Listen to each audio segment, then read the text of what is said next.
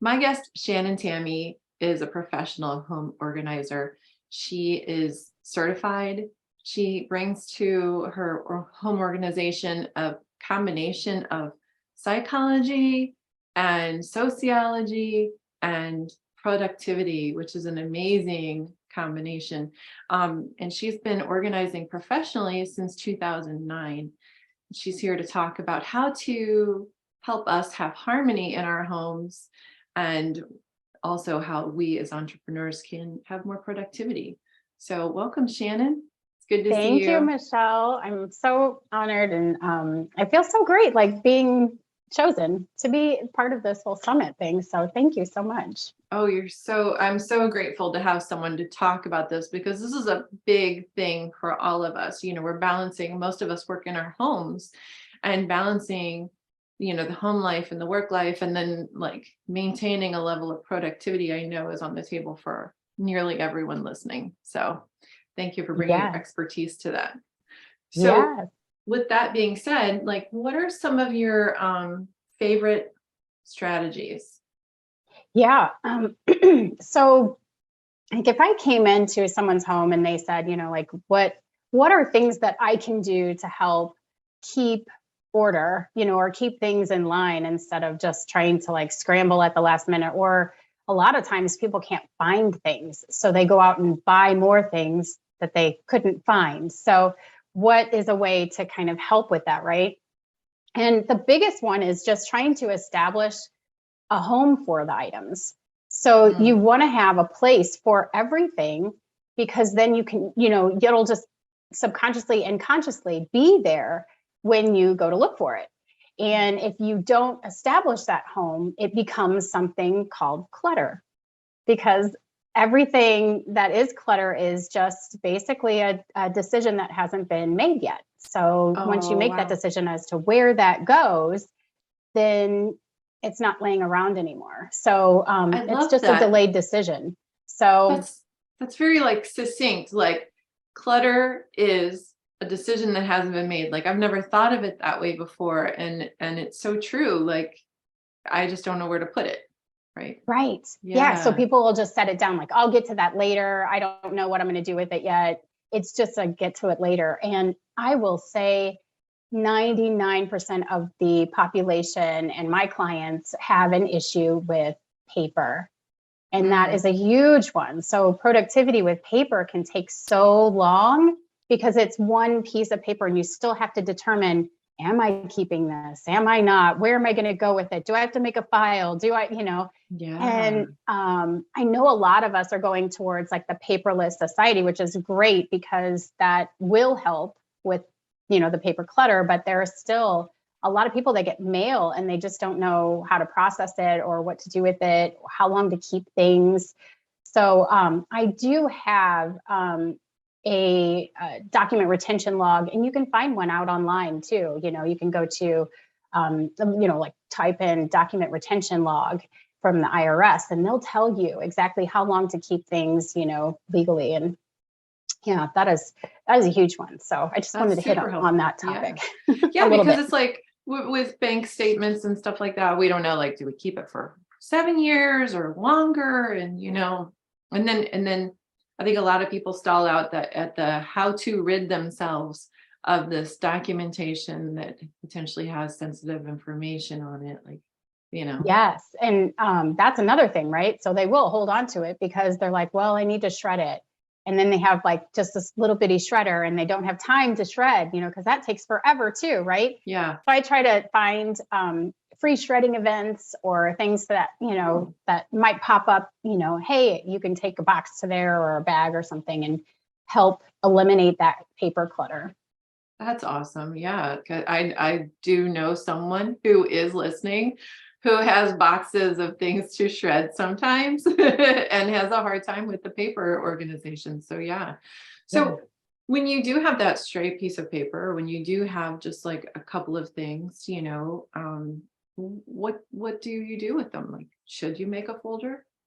Yeah, I guess it depends on if it is something that you would want to keep. So let's say for instance, your insurance policy. What you want to do there is it changes every 6 months or every year, right? So you don't need to keep the old one because you now have a new one, unless you were to refer back to it and go, okay, it went up. Why did it go up? And then do the comparison. But you can, you can shred the old one and then just keep the new one. You don't have to keep, 10 years worth of insurance policies or anything to that nature. But so that's kind of how I determine the questions, as far as asking, like, will you refer back to this? A lot of people with, medical papers with the explanation of benefits. Are you going back through it? Are you comparing it to the billing to make sure that you're doing this? So many people get stuck on, I should be doing that. Yeah. So I'm going to keep this because I should be doing it and I'm going to keep it there. Well, that also brings up the tie to that guilt. So do you really want that guilt along with that? Like, I should be doing it. Is that the only reason why you'd keep those? So I will tell people to keep things maybe for a year. See if you try, you do go back to it or you don't, and then make that decision whether or not something that you want to keep again for the following year. So just give a pause to it, right? I don't want to say, get rid of everything, because that's not my place to say that. I usually coach people to say, to make that own determination for themselves, because I don't ever tell them what to do. So what do you do when they have the shoulds and they're kind of shaming themselves because I should do that and I haven't? No. How do you get them over that hump?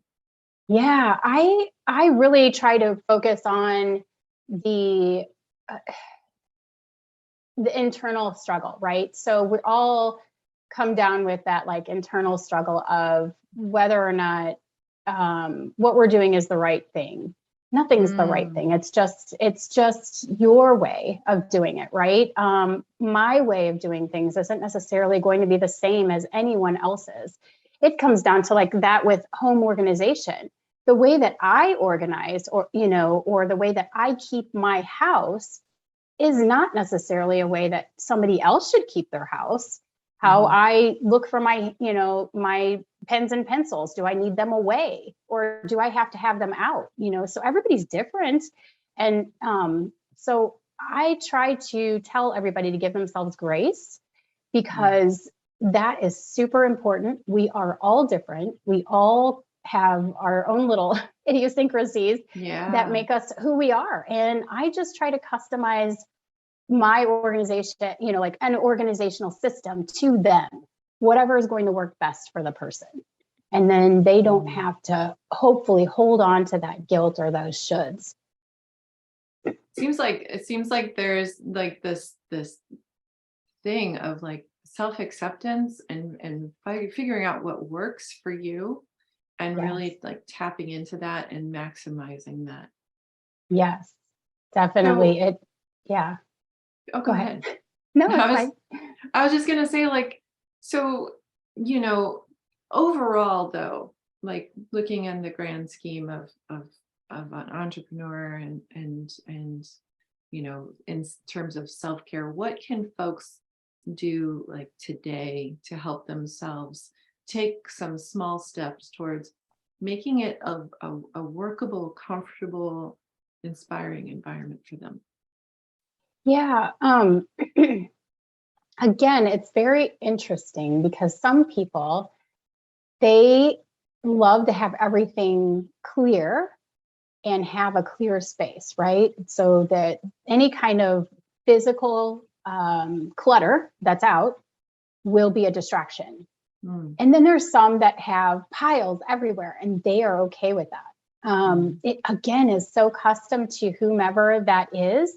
However, I do try to have a set standard of, like, you really do need a clear working space, at least somewhere to write things down, or, a table to do, just to spread out or something, you need some space that you have. And then I really try to focus on just the person, as far as like whether or not they're digital or paper, that's a big thing Mm, too, with how much space they have or how much they need. Um, and focus on what you really, really need. Like, is it something that I need to write down, or is it something that I need to type in? Um, do I like post-its everywhere? That's a big thing too. So yeah. a lot of us need like physical reminders to do Hmm. things, right? Yeah. So do we need those? Do we need those prompts? So finding out whether a post-it will do, physical post-it, or a digital like reminder. So I have, reminders set up in my calendar, so digitally you can set those up as well, or an alarm go off, like one of the big things that I try to tell, I'm going to hit on this real quick, sorry, is try to limit yourself like a time frame of focus. Whether that's 15 or 20 or 30 minutes, try to, set a timer. And if you have a task to complete, like whether it's answering emails or writing emails or making calls, set that timer. And then you can adjust the timer based on, I got it done or I didn't get it done and I'm in my realm, I'm going to focus for a little bit longer Mm. and then take a break. So you want to take, 5-10 minutes or something like that, get up, go do something else, and then come back and do a different task. The other thing is to clump tasks together. So like I just said, like do all of your emails at once, do all of your calls at once, do something that's task driven, in a category together so that it's more productive. I love that idea because, we tend to answer emails throughout the day, and and then that creates an unreasonable expectation of, oh, immediate reply, instead Yeah. of a normal expectation of reply within 24 hours, which is, Right. and so that adds like an extra amount of pressure and stress on ourselves. So to Mhm. have set times throughout the day to answer emails and send emails, I think is really a great idea. Yeah, and I will say it does depend on if it's something that's urgent and can take you 5 minutes or less to write back a reply or to respond, then get it done. Yeah. But if it is going to be something that you have to, formulate or like figure out what you're going to say or how you're going to say it, then, it takes longer than 5 minutes, then maybe chunk it in that category. And not for nothing, with a little bit of ADHD going on, if you answer that urgent email, be prepared to take a minute to get your focus back, right? Yes, yes, huge, huge. Yes, I work with a client that, we're kind of doing that same thing where I'm trying to, coach them on like, hey, just do it this way. Like it's really hard for people who are neurodivergent. Oh my goodness gracious, that it becomes a little bit more challenging because you don't think the same way. Yeah. Yeah, so that's where the psychology comes into play too, where I get fascinated with the mind and how we all are so cool and different, like our brains, the way that they function. Yeah. Yeah.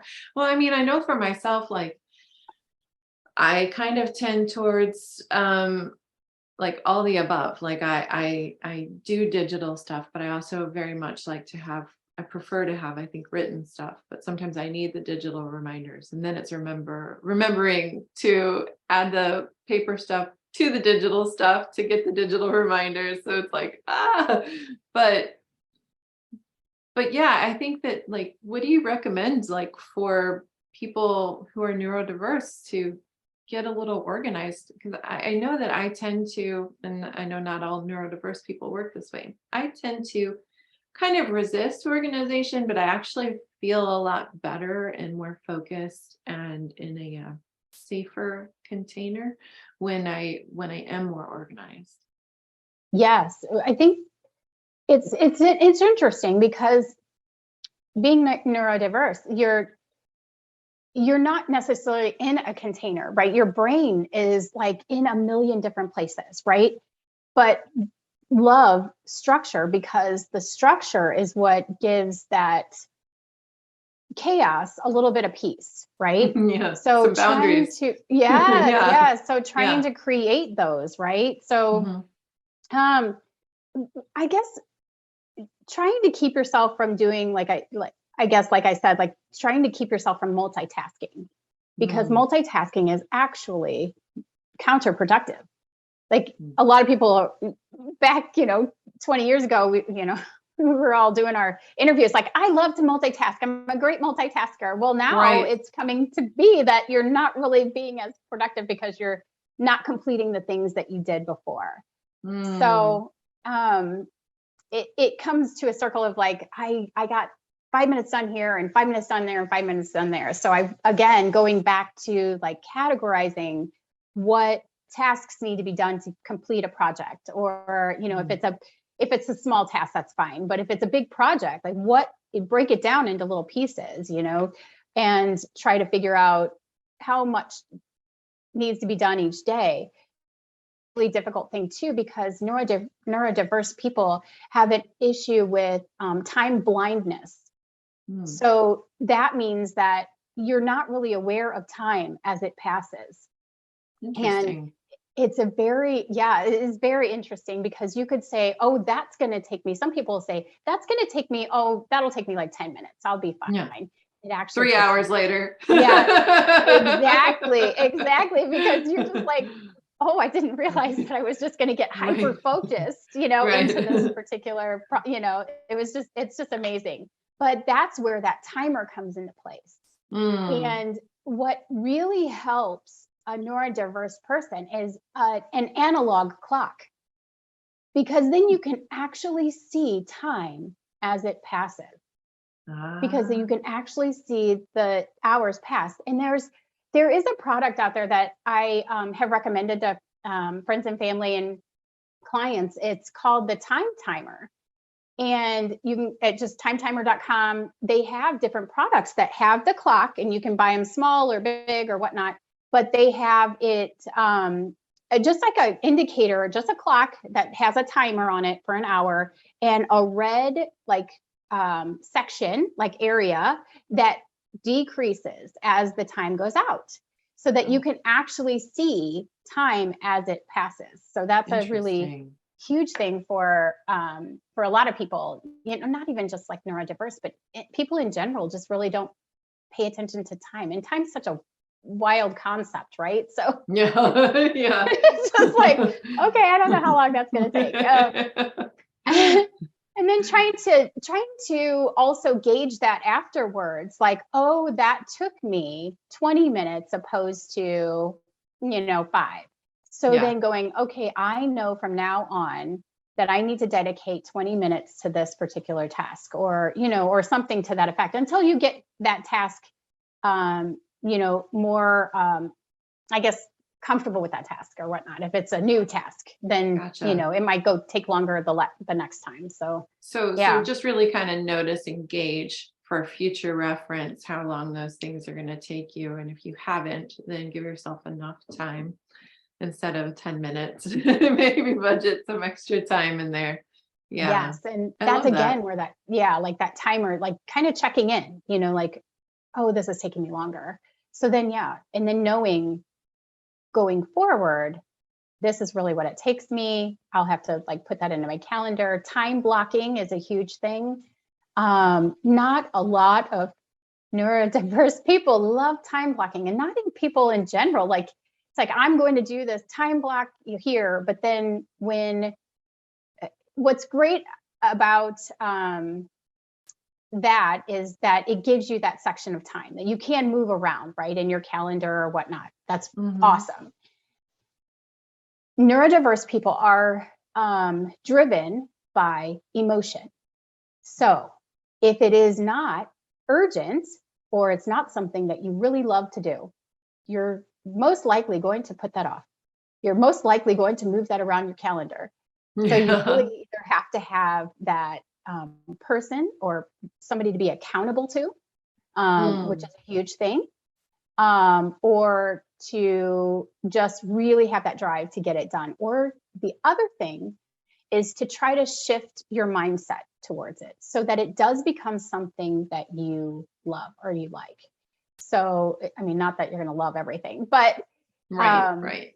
It can shift if you can try to think of it in a way that there's got to be some kind of motivator there to get it done. So what is the motivation to get it done? So I'm going to give an example. So say Sally is depending on this email back or needs this reply back. And you know that you're just like, you need to do some research before you get that email back. And you're like, God, that's going to take a long time. I don't know if I can do that. And, and so shifting that mindset, like, oh, but Sally is depending on this. And I know I don't want to let her down. So that emotion comes into play, right? So you're bringing more emotion into the task, which will help make it a little bit easier to like respond or to feel that, you know, maybe sense of urgency that you could get it done.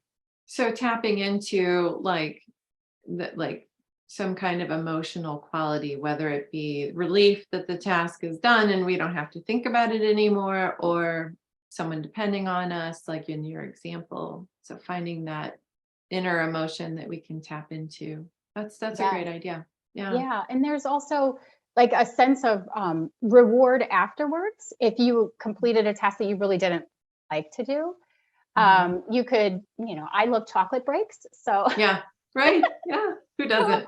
Right? So getting a little chocolate or something afterwards, or taking a walk or something like that. Something that you could reward yourself with afterwards. So that's also helpful. I read an article about couples who took money dates, right, to talk about their finances. And I thought it was fascinating. And one couple was brilliant about it because they rewarded themselves with a date night afterwards. Like they had a money date and then an actual date night to blow off some steam about it. So I think that reward element is something that we can really utilize. Like, oh, you know, you a little resistant to sending out your email, but hey, you can have a little dance party afterwards, you know? Exactly. Yeah. Yeah, I love that.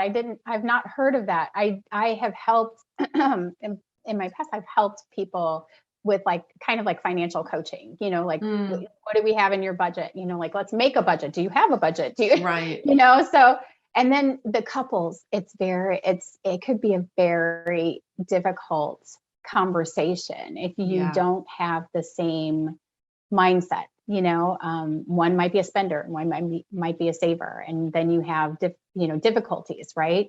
And that seems to be one of the bigger stressors in our lives is the money, right? Yeah. So I think that's a brilliant idea of doing that. That's awesome. So, what are other things that we could do you think, to help us stay focused and productive as we go about our days here? Yeah. So if we're talking about entrepreneurs and, you know, doing office work versus, you know, home organizing, I have other tips for that stuff. But one of the big things that I have discovered through my education as well as just through this profession is not everybody is driven by this, but music is tremendously, you know, like helpful. It is therapeutic. It can raise, you know, you into a different mindset. So the big thing for me is like, if I'm home organizing and I say, you know, a client will be like, oh, do you mind if I turn on music? No, turn on whatever you love. Because they'll ask me like, what do you like? I'm like, don't worry about me. You do you. So, you know, whether it's, you know, they're jamming out to like, you know, the 60s or 70s or 80s music, I don't care. They're going to be happy doing what they're doing because it's fun. Then you're bringing an aspect of fun in. Yeah. The other thing that I've found is the therapeutic portion of it is that music has touched parts of the brain that have shut off previously. So people with traumatic brain injury or, you know, like Alzheimer's, boom, they're on when music hits their brain. The Wow. brain waves go crazy because it taps into a subconscious level that we don't know. So there's also something that's called frequency music or binaural music that will help keep focus. So I try to find if you put in headphones are best for the binaural beats, but it basically goes from one ear to the next. It really helps with people that are neurodiverse because it's keeping that brain from, focusing, like too much going on. It's actually keeping them focused and on task. So it's helped in that realm. So you listen to the binaural beats while you're working. Yes. Okay. Yeah. Okay. So what's great about that music, frequency music, as well as binaural music, is it contain lyrics. It doesn't contain like beats that you'll like be jamming out to. It's kind of like a background thing, almost like white noise would be, but it also raises the frequency level. So everything in our world has a frequency, a vibration. Right. And if you can find that vibration to lift up and get out of a certain mindset, that will help too. There's people with, that are grieving, that are, that might have, like self-worth, self-confidence issues, or things that would prevent them from being their most productive selves, right? And then that's also what you want to tap into too, is like, why? What is the driving force under why am I feeling not so productive, or why and most of it comes down to, like you said, like shame. We're huge on shame. So let's try to break that mindset. Let's try to get out of that mindset. Let's do something that can help raise you out of that. So having music and trying to do something that would be like a self-love frequency, having something in the background that would be a self-love one, it can really dramatically change your mindset and your vibration. So it's something that I'm very passionate about. Yeah, that's awesome. Finding ways to increase and shift that mindset to get more productivity, or get that person out of that, little lump, Yeah, absolutely. So, yeah. So let's address the whole shame and self-love aspect of home organization and life organization, because there's such a correlation here. Like shame is that thing that keeps you rooted and anchored, and unless you're able to address that and deal with it, then you're going to stay in the same spot. There's no forward movement. There's no progress. So addressing the shame, to me, shame, I heard it once equated to the secret sin, right? So we go to confession. Some people go to confession to say their sin so they could be absolved of the sin, but it's not about someone giving you absolution. It's about speaking it, because the shame's the thing we don't want to tell people. Right. So those piles of mail and paperwork and clothes in the closet that you've never gone through or looked at in the last 5 years, like those are shameful. But the minute you invite someone into that conversation with you, then it eradicates the shame. Yes. Because it shifts doesn't have that everything. hold. Yeah. And it shifts everything. Like, we've been talking about, the mind shift. It also helps like space. Like once I go into a home and do any home organizing and you move things around, it shifts the energy in the space. Yeah. And then you're right. Like if I'm dealing with someone who has had grief or loss, who, any kind of trauma in their background with shame involved with it, they may, like I'll tell you, like 100% of the people don't really tell me that, that's not really what they're going to tell me, is like their shame. Right. But the internal struggles, like can show externally everywhere. Right. It's just super apparent. And when you have someone who is out, like spending too much or buying things just because, or got a good deal, or couldn't Yeah. pass this up. It was just something, like, oh, I needed this, or, you didn't really need it, right? Um, Yeah. but most of the But time, it's validating something. it's Yeah. validating something. It's filling that void. There's a Yeah. void with shame. I've got to fill this with something, right? I've got to get some kind of pleasure because I feel so bad. And I don't know how to deal with that. Yeah. So dealing with that, I'm not there as a psychologist on site, right? I have a little bit of training, but I am not a psychologist by any means. I do not claim to be.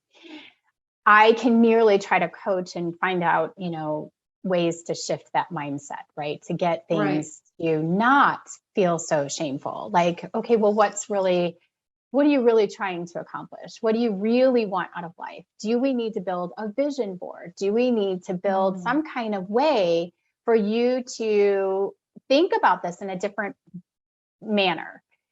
Do you need me to be accountable? Like, there are times where, I'll say, if you're going into a store, and I have clients that do this, please tell me I don't need to buy any more, whatever, blank. Right. Yeah.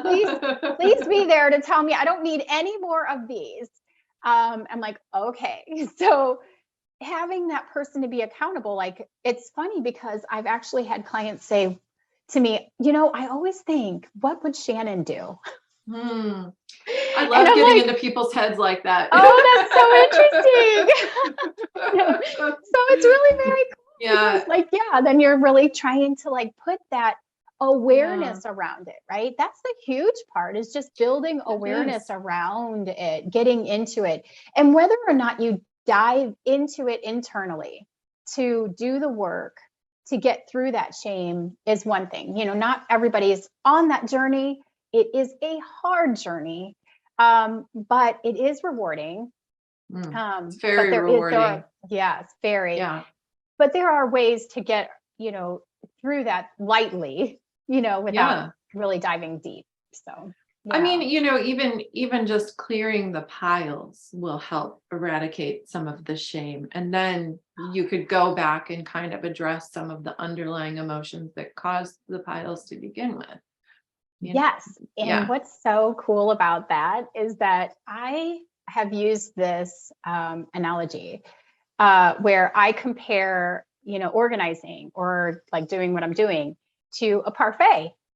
And instead of an onion, I got this from Shrek, because instead of an onion, it's a parfait. Everybody loves a parfait because there are layers to it.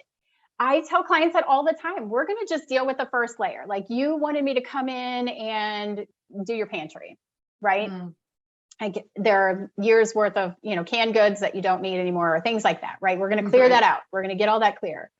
And then they're like, well, now I would like you to do this, or we can go and do this, so it's just building that layer and just kind of getting it completed one by one, instead of, all at once. You're going to just, eat the parfait. One thing, one step at a time, just focus on one immediate step.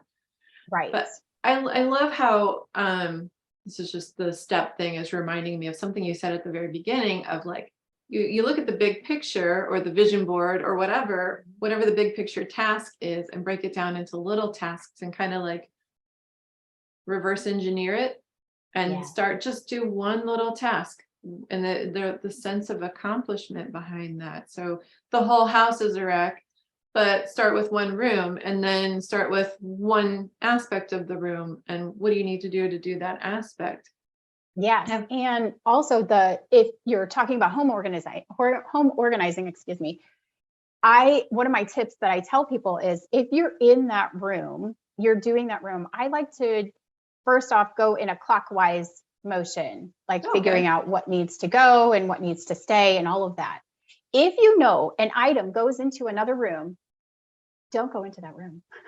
Stay into your room, put it by the door or an exit or something like that, that you can then, at the end of you getting through the room, you can put those things away. into where you were thinking they would go. So like, let's say, in my front room, I might have, shoes or something that I know need to go upstairs into the room, so I just put those on the steps or whatnot. And then you can take those up when you're done getting everything out of that room that doesn't belong there, so that all you're focusing on is one room at a time. I love that. Yeah. Because most of the time we'll go into that room, realize, oh, wait, I didn't do that. I've got to go do this and this and this. And then you're not getting back into that room to get everything done because you're doing other things that needed to be done. The focus left the building. Yes, it is. It is. It's huge.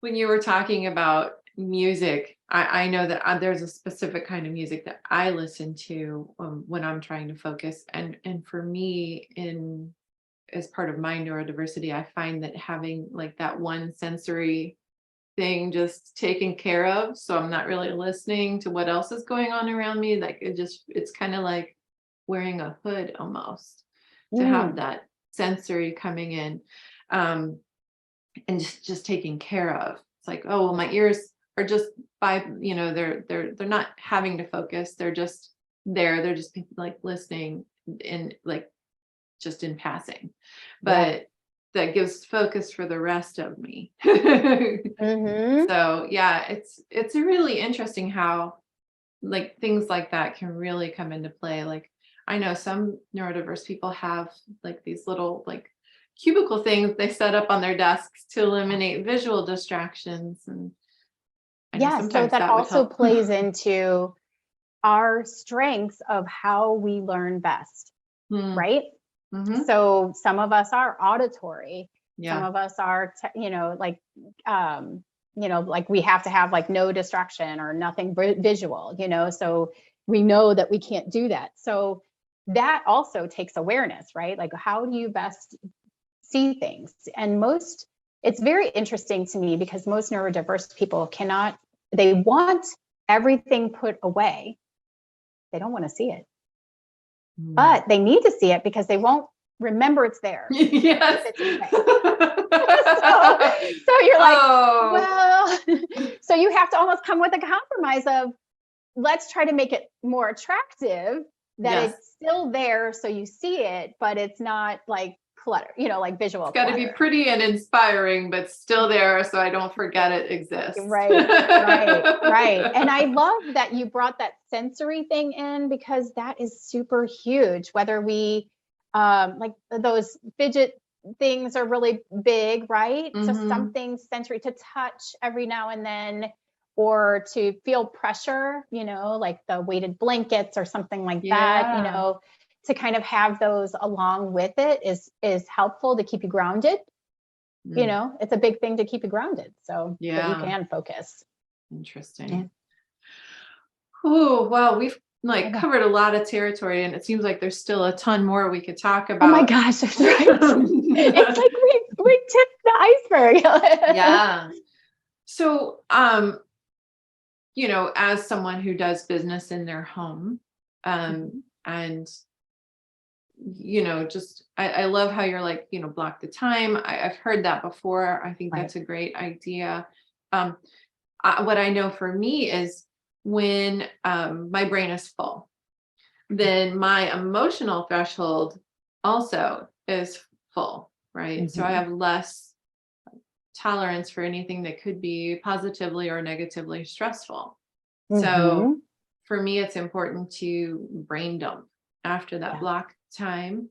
And do you have any tips on a good, effective brain dump? Because I don't know that mine are always working for me. It's interesting that you said that, because most neurodiverse people have a shorter attention span, right? It's like, because there's so many things going on, internally, it's as if your focus time is shorter because there's so many things coming at you. You're more apt to take in, visual or auditory or whatever things, and processing many things at once. And the big thing, I guess, for that, the brain dump part, right? So I'm not sure what you do now, but I know that you mentioned writing, so the writing part could be it. Yeah. A brain dump. So the other thing that I think about is if you are physically, like if you're feeling physically stressed out, like if you're to a point where you're like, you're anxious, you're having heart palpitations or anxiety, panic attack or something like that. If you're feeling that, then you want to do something that's mental. So a crossword puzzle, a word search, something that switches that brain from one side to the next. So, you're just not in that fight or flight stage anymore. Yeah. And then the other thing is if you're like, I have hit my limit. I am done. Yeah. I can't do this anymore. And go out and take a walk. Do something physical, do some yoga stretches, do something physical to get your brain to shift. So that's also something that. So complementary, do the other thing. Yes, because that's where your brain is getting stuck. So it's like, okay, I'm doing too much of, I need to go out and do something. So sometimes I think sometimes it's so easy with our phones and stuff. I think sometimes it's so easy to just grab your phone when you're done, with your focus time and just like play a game or scroll through Facebook or Instagram or something like that. And then it's like, well, I don't know that I necessarily relieved the stuff that's going on. Like, I don't necessarily know that that's gone anywhere. I just didn't think about it for a while, instead of allowing a total decompression that a walk would offer. Yes. So I think that's a brilliant suggestion. Thanks. I think that it's important to just know your limits too, and not get too stressed out, it's hard. That's where it's a shame thing too, like I should be doing this and I should be able to get this done. And why am I not? And just breathe and take a walk. There's been a number of times in the past week where I've told my partner, because, putting on the summit, and I'm just like, I'm not making dinner. I got nothing. I got no ideas. I can't do it. And I love to cook. And I'm just like, I have zero ideas. I don't have any energy to put towards it. We're going to go to our little favorite restaurant because that's it. Yeah. And that's okay. Like that's a good way to cope with it. Right. Not accepting to my overdo limitations. it. Accept your limitations, not, overdoing it and being graceful. Yeah. And it has actually helped me to make sure that I'm taking some balancing time with like doing some yoga and some breathing and taking some space away and outside even. I haven't gotten my hike in the last 2 weeks. I think that's what's going on. That's super important when we do our self-care, right? Self-care. It's huge. That's what it's all about. So doing all of this, I would say, is self-care. Like doing this entire conversation is self-care.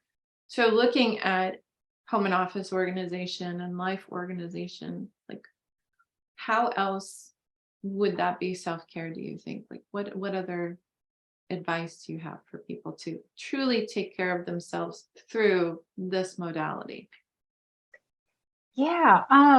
I think for me, I've just heard it through my clients that they are just so grateful and relieved. The amount of pressure that we put on ourselves to have a perfect home or a perfect business, the perfectionism part of it, right? That we're like, we've got to have these appearances of like everything's, great.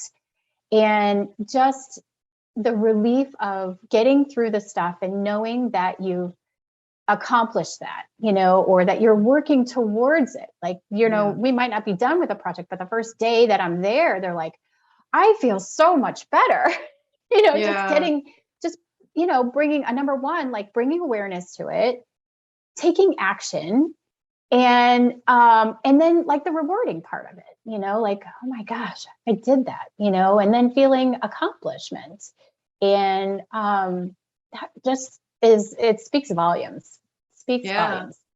I mean, if there's a task that needs to be done, you can always ask your bestie to check in on you and make sure you did it the next day, or you can hire a coach like Shannon, or, Yeah. anything like that. I think that that's a really great idea. Yeah. And yeah, I love all of this. Like, I think it's super important because, they say what you do in one aspect of life is what you do in all aspects of life. So, looking at Yeah. that, I do equate the state of my office space with the state of my brain. And I know Yeah. some people don't, but taking a look at that, is it reflective of the state of brain that I want to have? And Mhm. so yeah, this is fantastic stuff. And that perfectionism piece is really potent. I'm so glad you brought it up, because with social media and everyone's showing their best sides, and Oh, it's yeah. like none of us are alone. We are perfectly imperfect. We are all going through stuff. We all have messes that Yes. somewhere, whether Yes. whether it's in our office or in our lives, there's a mess somewhere to be dealt with, internally, externally, it doesn't matter. Sometimes often it's both, right? Mhm. So yeah, like, take it easy on yourself. Like, why do you have to be perfect? Who told you you Yeah. have to be perfect? And this is like a little mini coaching moment, right? Yeah. Like, because perfection is an illusion. There's no such thing. Like, you could Mhm. work your ass off every day of your life to try and be perfect, and you'll never be perfect. So Right. take a breath and slow down Yeah. and just be okay with who you are and where you're at. And yeah, you've got those things that you want to do, but you'll get there, you know? Yeah. Yeah. Yeah. And also just for me, there's one of my colleagues has a great podcast. It's called Getting to Good Enough.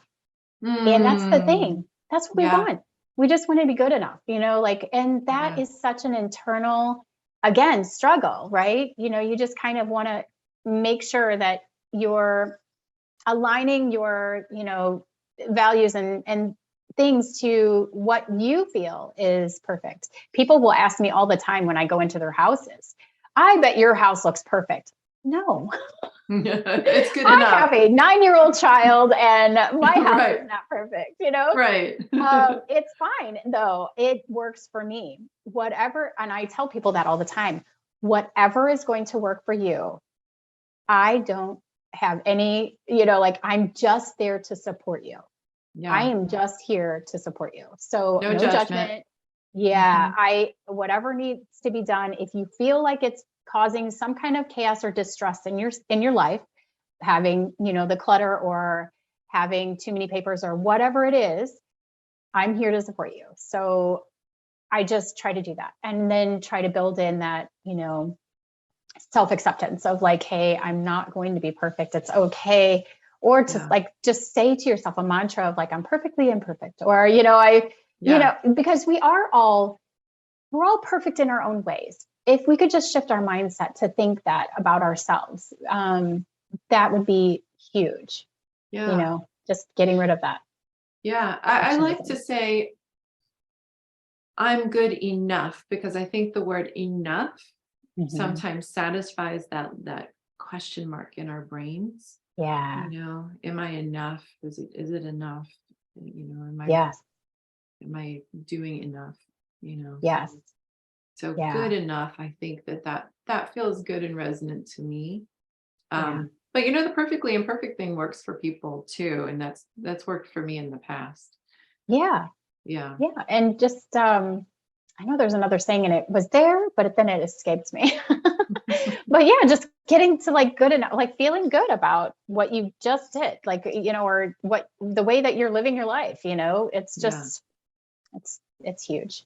And celebrate your wins. Like, even if it's a Celebrate. little Oh bitty my win, gosh. The if you put that rewards. little paper away, celebrate it, right? Like, Yeah. give And, yourself and that emotional reward. exactly. And noticing it too. That Mhm. again, if we're just more like present and aware of what we're doing, Mhm. I think we'd have more gratitude for the things that we actually do. Like Yeah. if we Yeah. if we built a list around all the things that we did in a day, I think we'd be like, wow, I'm pretty doggone amazing, right? Like, Yeah. I can't believe Even I if did it's all things those like I things. fed the dog. Right. But even then, like I took a Right. shower today. If somebody Yeah. is super depressed or is on, you know, like Yeah. I did that. And then just to reward yourself. Yeah. Huge. So when you work with clients, is there any kind of special like trick or something that you do sometimes to kind of get the ball rolling for them?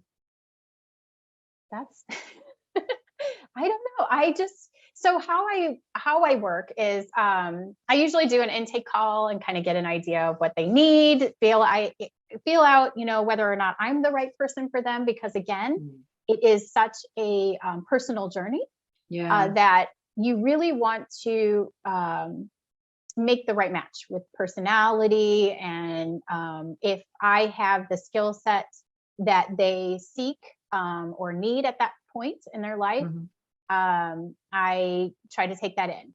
There are other organizers here in St. Louis and around the country that if you needed a coach that I didn't necessarily match with them, I could refer them to.